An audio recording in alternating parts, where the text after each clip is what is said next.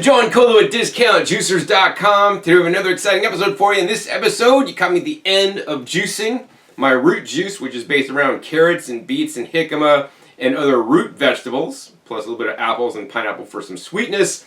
But you also caught me drinking my second juice, which I'm almost done with, which is my green juice. This green juice contained celery, kale, fresh picked from my garden, and romaine lettuce hearts.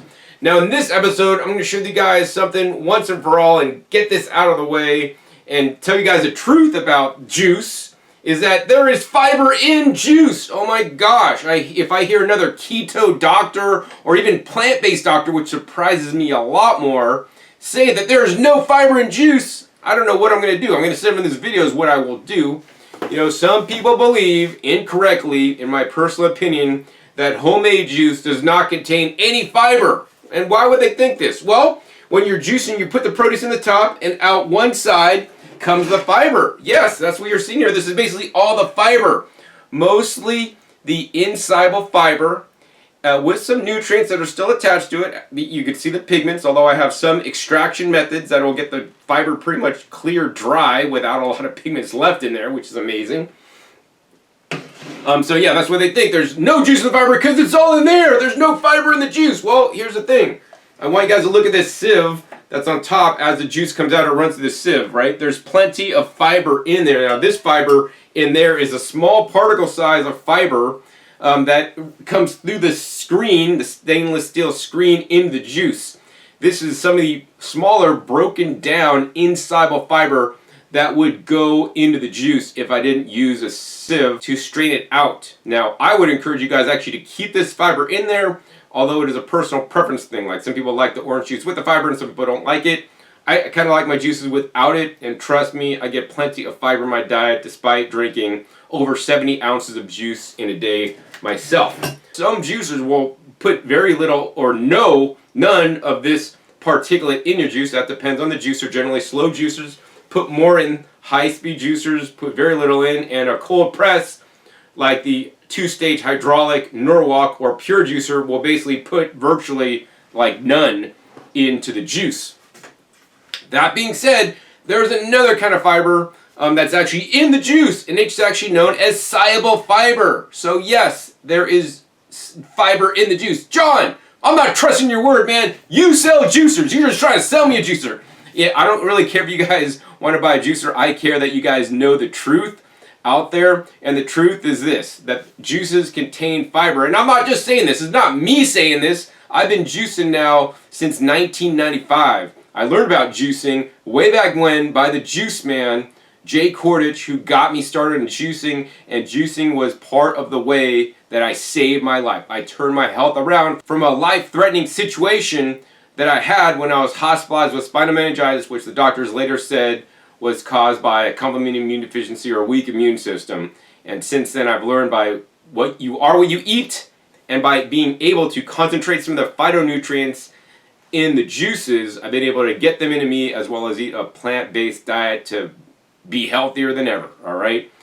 But it's not just me saying this. I have science here. I have 10 journal-published articles. So it really amazes me how some plant-based whole food doctors, which I'm sure they have good intentions, you know, they really want to stay in their whole food box. And juice, it's not a whole food anymore. You're removing the fiber, right? So it's fiberless. There's no fiber in juice. Well, I have 10 scientific published studies claiming that there is fiber in juice. And actually some of the studies, there's one study, we'll go over them, that there may be very little, if any, fiber in juice if you buy, you know, pre-made filtered juices. In addition, there's doctors that say you need some of the fiber because it feeds your microbiome, and that's very important. But you know, in addition to the fiber that's in the juice that will feed your microbiome, as proven by some of these studies that I'll be going over in a second, right? There are also other nutrients in the juices, such as polyphenols, that are actually even more bioavailable to your microbiome and to you, you know, in the juices, also proven by science, that I'll be going over in a minute. So it's, you know, as much as I'm on a whole food, plant-based diet myself, you know, I drink juices because I find them to be beneficial, right? Here's the thing. If you process food in any way, you are losing something. If you process produce through a juicer, what will you get? Well, you're going to get extracted juice that concentrates some of the phytonutrients, removes some of the insoluble fiber, keeps the majority of the soluble fiber. If you're going to basically heat process instead of using a juicer, basically you're going to lose some of the nutrients in the food. You're going to break open the cell walls. So, I don't really care. There's all different ways of processing food, and each one of the ways to process food will have pros and cons. And it really irks me that some people that talk about eat a whole food plant-based diet will say, blending, it's better than juicing. Dude, have they read the studies? There are studies that show blending, you will lose more, some of the different antioxidant compounds than juicing would. In addition, because you're now keeping some of the insoluble fiber in the blended mixture and lowering the nutrition, you're not going to get the same benefits from eating the juice. That's why I recommend, blending is great, juicing is great, eating foods and actually using your mouth to chew and your teeth to chew and swallow is great, and I do them all. I blend sometimes, I juice a lot, but also I eat plenty of food that is in its whole state. And that's what I want you guys to do.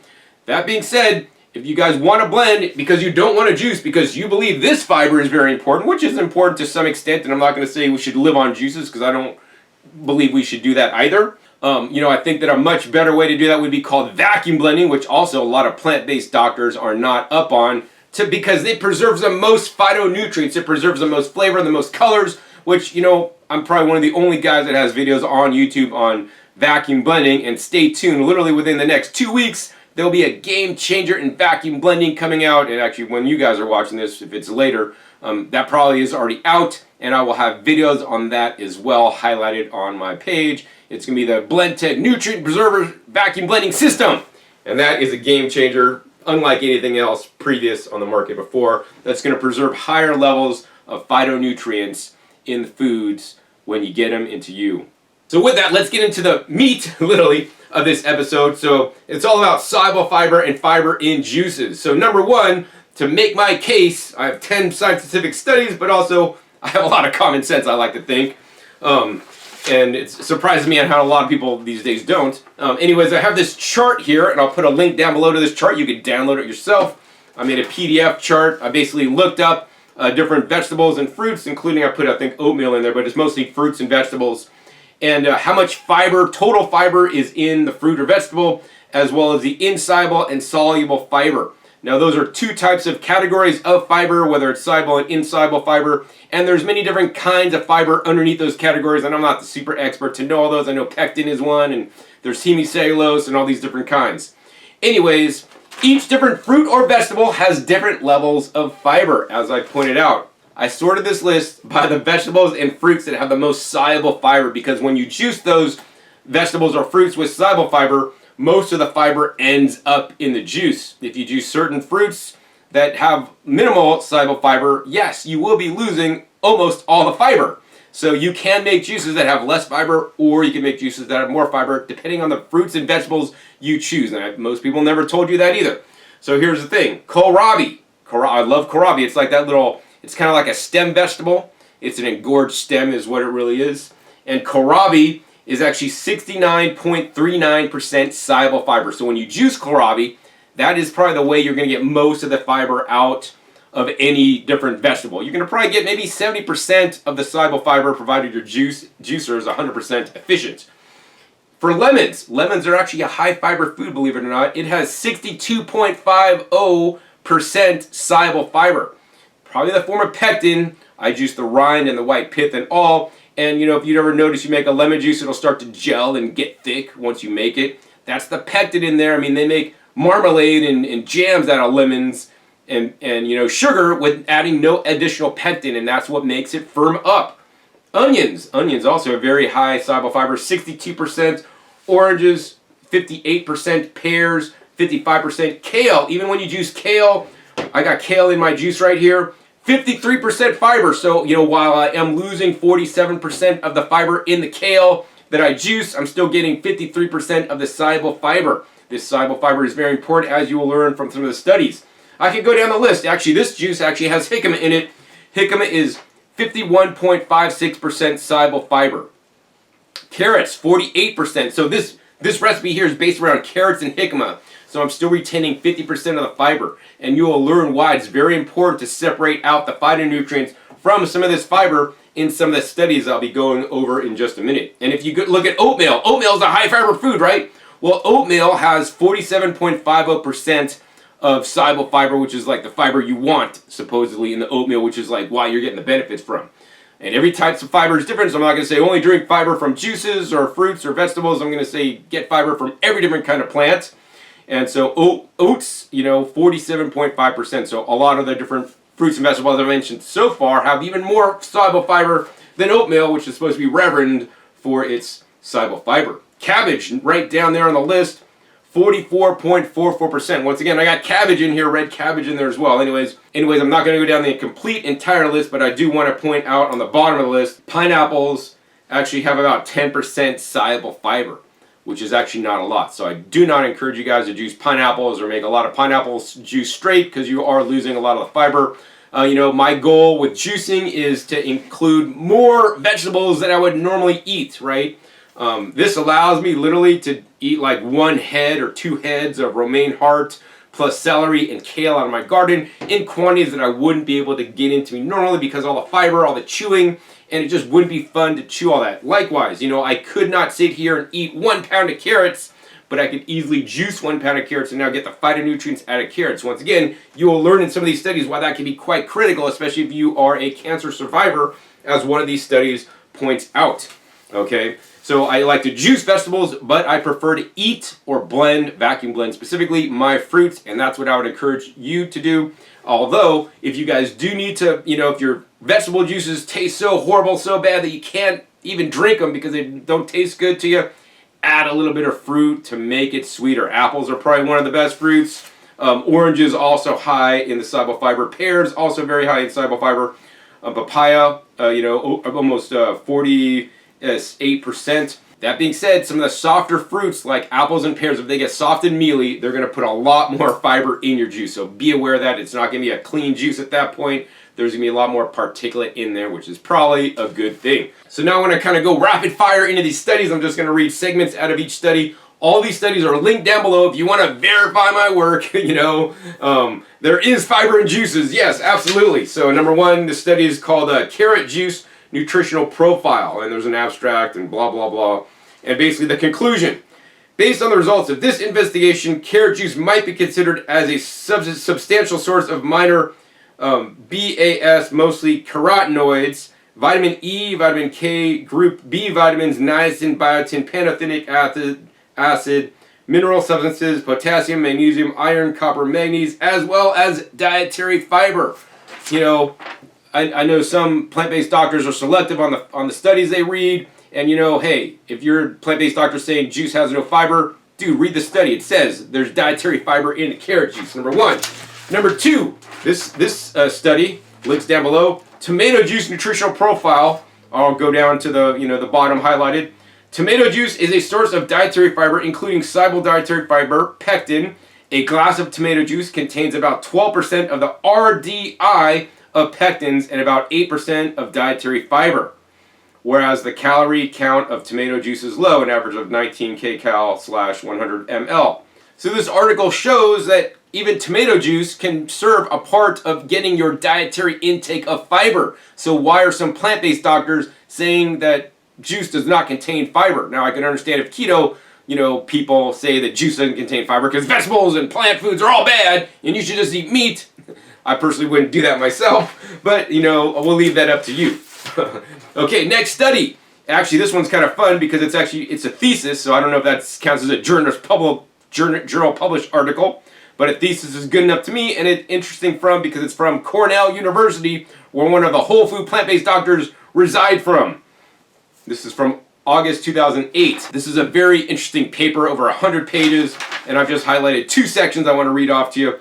All right, it says, dry content of pulpy juices were 0.3 to 11.8% higher than clear juices. Pectin content of pulpy juices was comparable to that of whole fruits. There were almost no pectin in clear juices. Pulpy juices represent a rich source of soluble fiber, and 1 serving contains 0.7 to 11.6 grams of pectin.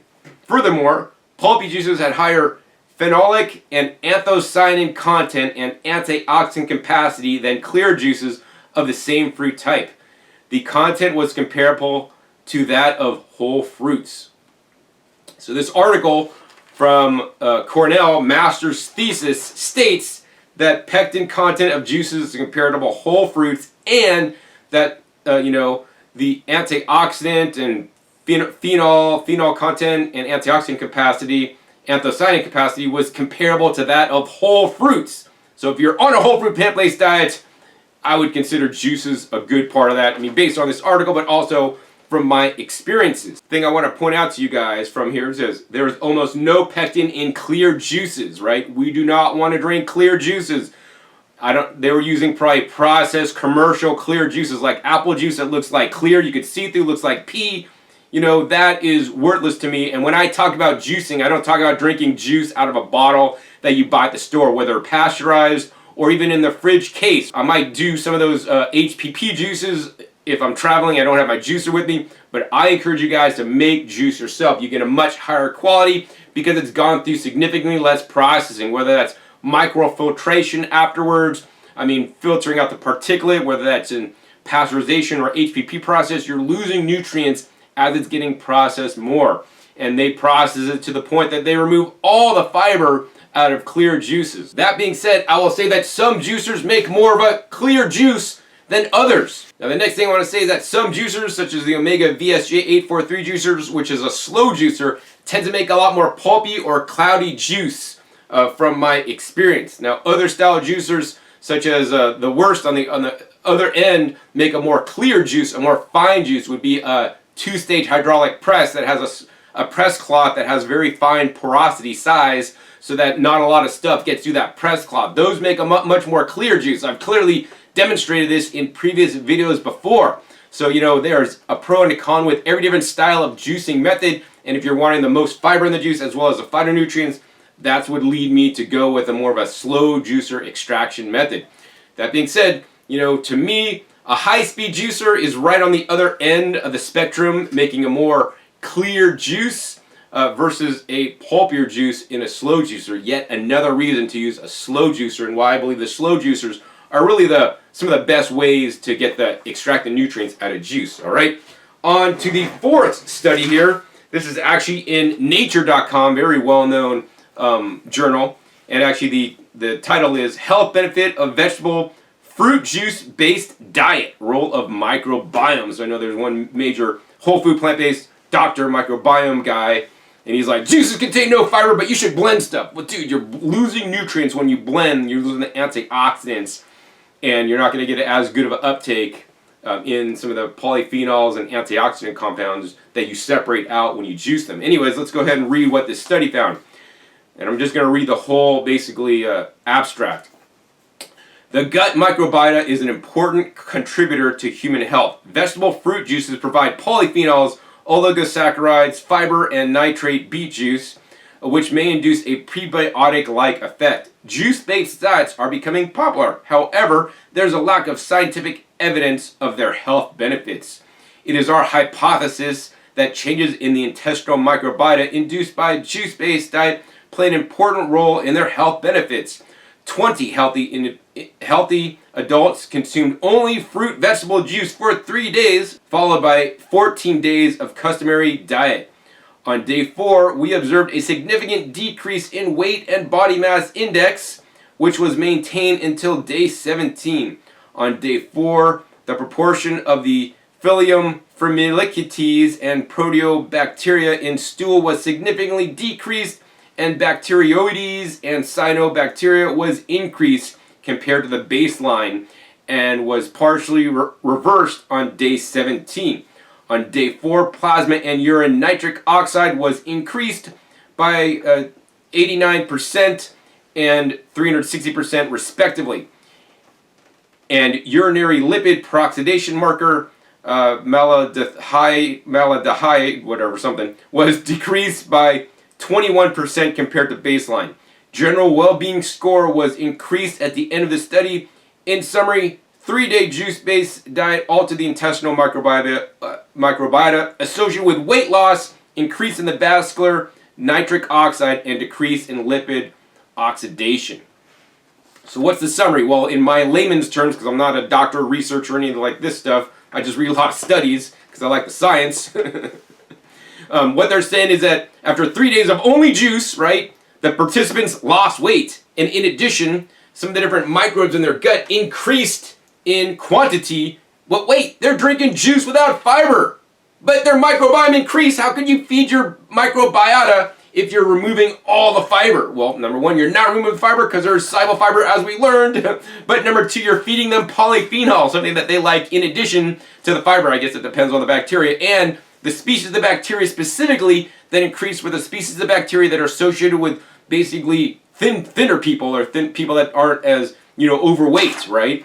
In addition, it reduced the bad bacteria, the bacteria that you don't want in your gut. And after they refed for 14 days eating standard diet, they lost some of that benefit. So to me, that's why I drink juice every day, so I can continue to maintain my weight that I have now for over the last 25 years. In addition, keep my microbiome fed with my juices. Yeah, once again, study link down below if you want to read this study. Fifth study, right? This will be a short one.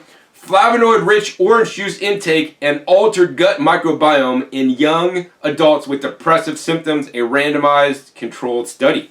So I'm going to go ahead and read just last sentence of the abstract. Our results provide novel interventional evidence that adulteration in the microbiome due to flavonoid treatment is related to potential improvements in depression in young adults.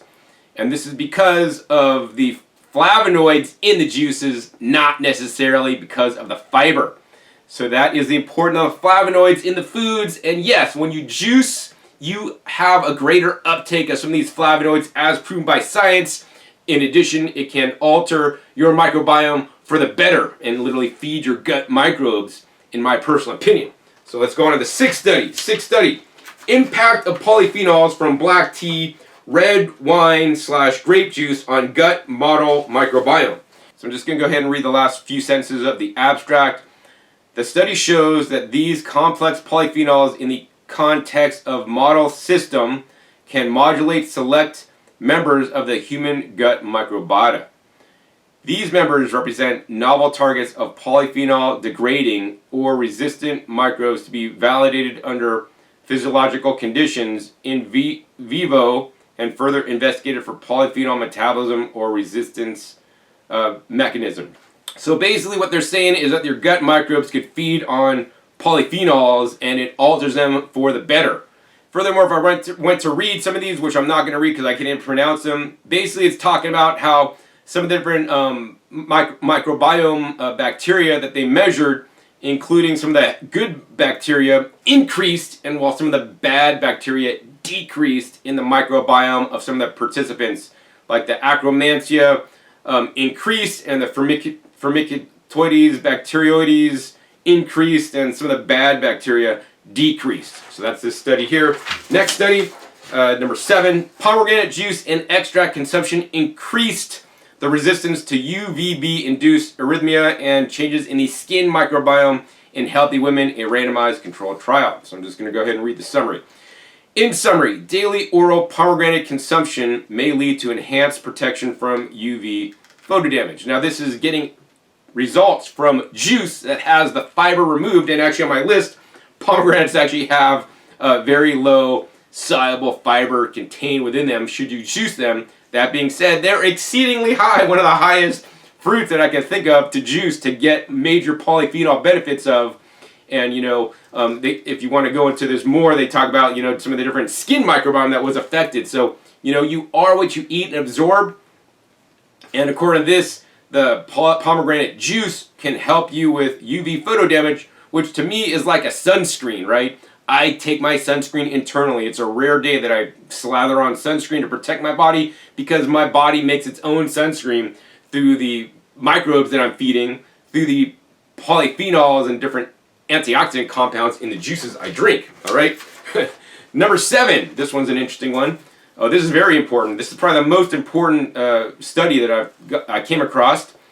Associations of soluble fiber, whole fruits, vegetables, and juice with plasma beta-carotene concentration in a free-living population of breast cancer survivors. So on this one, it's so important. I'm going to read the whole abstract. Objective. Soluble fiber and the physical state of fruits and vegetables affect plasma beta-carotene concentrations. However, most of this research was conducted in laboratory-based settings. These analyses investigated the relationship between soluble fiber and juiced versus whole fruits/vegetables to plasma beta-carotene concentrations in a free-living population. Method. This cross-sectional analysis used 12 months follow-up data from the Women's Healthy Eating and Living Study, a study to improve diet in breast cancer survivors in the western United States. The dietary nutrients considered in this analysis: intake of soluble fiber grams, beta-carotene from fruits, vegetable juices milligrams, and beta-carotene from whole fruits, vegetables milligrams. A linear regression model was used to assess the relationship of the variables to plasma beta-carotene concentrations.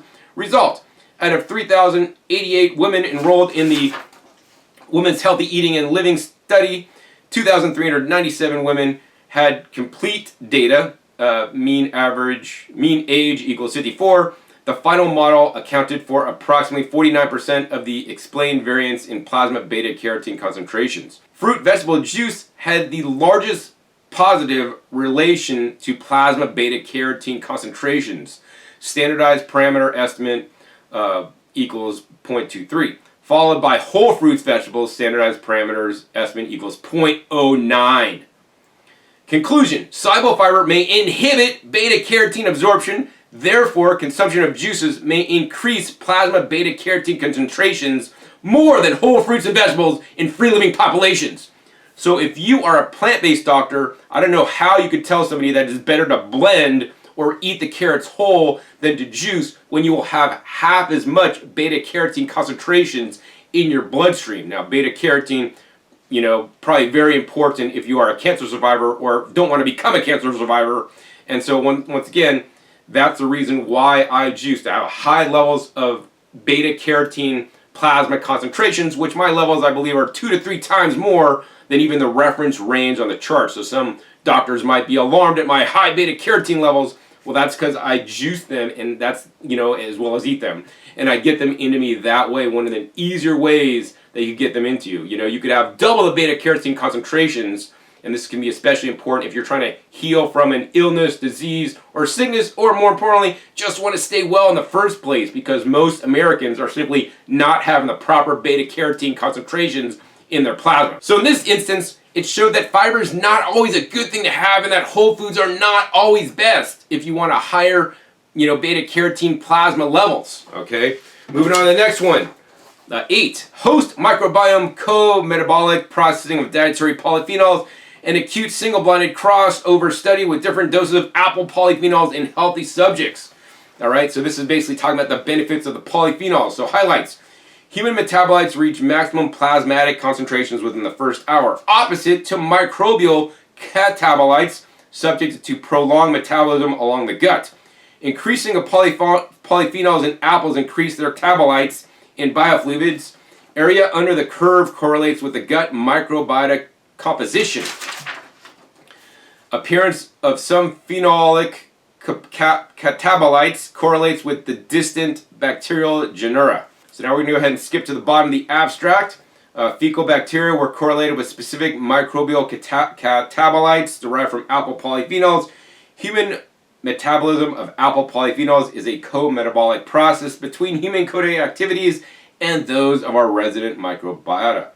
Here we have identified specific blood and urine metabolic biomarkers of apple polyphenol intake and identified putative associations with specific genera of fecal bacteria associated, which now need confirmation in specifically designed mechanistic studies. All right, so what are they saying in all these big fancy words?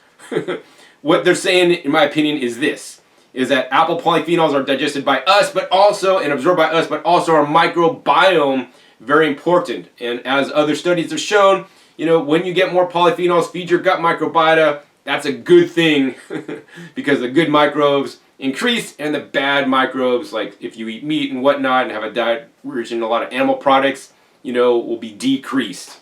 9th article that I'll be talking about today is actually entitled Probiotic Potential of Lactic Acid Bacteria Obtained from Fermented Curly Kale Juice. And it says, I'll just skip to the bottom of the abstract. The present study has shown that bacterial isolates obtained from spontaneously fermented kale juice could constitute valuable probiotic starter cultures which may be used in fermentation industry. All right, so everybody always knows, like, hey, you got to get some probiotics, eat some yogurt. Well, yogurt is basically cultured on milk, and in this instance, they basically cultured lactobacillus as well as some other different bacteria spontaneously, which means they didn't add any cultures to the kale juice. It basically fermented on its own, and these microbes increased because these microbes were already living on the kale, right? Plant foods, fruits and vegetables contain lots of different prebiotics in there, which is their soluble fiber, their polyphenols, but also probiotics within them. Like they shred up cabbage to make sauerkraut. They don't add cultures in there to do that. You could literally, this article is talking about juicing kale, and those bacteria will survive and thrive and increase in numbers in the kale juice. And then they're now talking about using that as a starter culture, to basically make different products out of. And so this is the power of the juices. Wait, how could the juice that you have the fiber removed still culture these probiotic bacteria if they're not good for you? Once again, soluble fiber, number one, polyphenols and other nutrients that bacteria are eating, basically. All right, last published study. I save the best for last. This is really cool.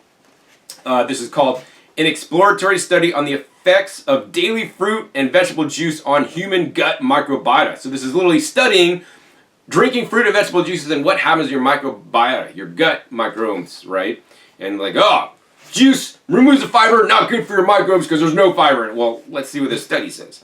In order to evaluate the effect of daily consumption of fruit and vegetable juices on the human intestinal microbial community, we compared changes in the gut microbiota and extracellular vesicles in human feces and bowel and skin symptoms at the baseline and 3 weeks post-juice consumption of 22 participants. After 3 weeks of juice consumption, a significant increase in the richness of microbiota was observed. It was accompanied by an abundance in Faecobacterium and extravesicle.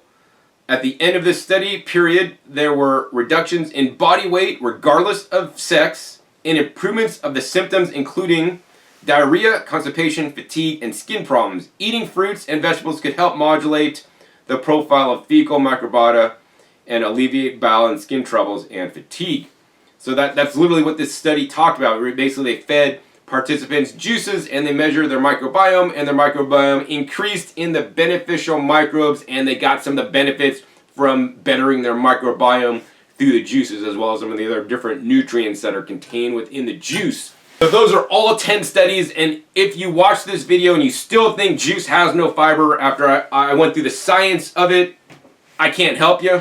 But what I am here to tell you guys is that juice contains some fiber that's left over, as well as other phytonutrients that are critical for our microbiome. And also, in my personal opinion, for us, there are many studies on the benefits of juicing. I'll put a link down below to a video I did, probably a lot longer than this one, where I really get into some more science if you guys like these types of videos. But basically, this video is trying to be a short video talking about that, yes, juice does in fact contain fiber, and yes, in fact can increase and give benefit to your microbiome, and also the health benefits, like increased beta-carotene and other carotenoid levels in your bloodstream, because you're getting a better uptake because you are removing some, but not all the fiber.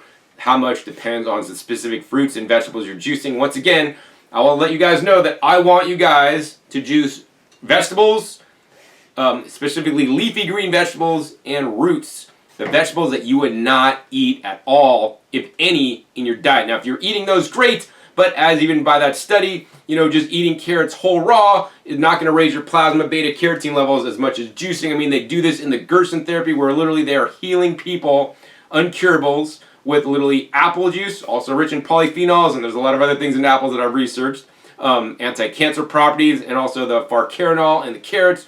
Juicing is so beneficial for you, and it is the one thing that I think everybody should do to increase your health, to take your health to the next level. It's something that I will continue to do and have been doing now for the past 25 years, and I'm here just to share the message of juicing and the truth with you guys. If you guys still don't want to juice after this, that's up to you. I'm just going to share with you guys some of the studies and some of the research and my personal opinions on this matter. Anyways, if you guys are looking for the juicer, I could also help you with that because I have more videos on juicing and comparing juicers than anybody else in the world. I'm considered the world's juicing expert because I juice probably more produce than anybody, especially on YouTube. You know, I've used different juicers, used different kind of extraction methods, and I kind of know it all when it comes to using the juicers and what juicer to use for this or that produce. So I encourage you guys to check my other videos, and if you guys want to support my work and you like my videos, like my content, you can support me by making your purchase at discountjuicers.com. This literally allows me to power my lights, to buy my produce, to make the juice, and make these videos possible so I could share with the world the power of juicing as well as the power of fruits and vegetables and even how to grow them.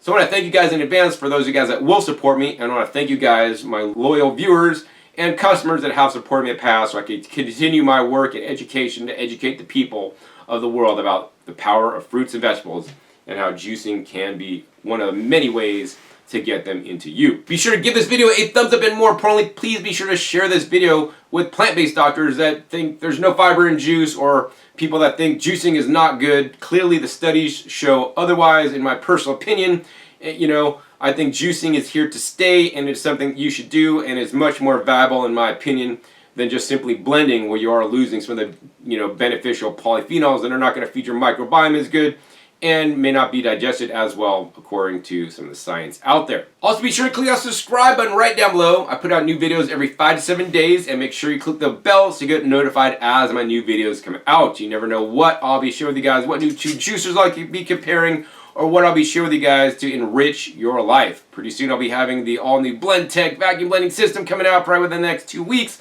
so that's really exciting.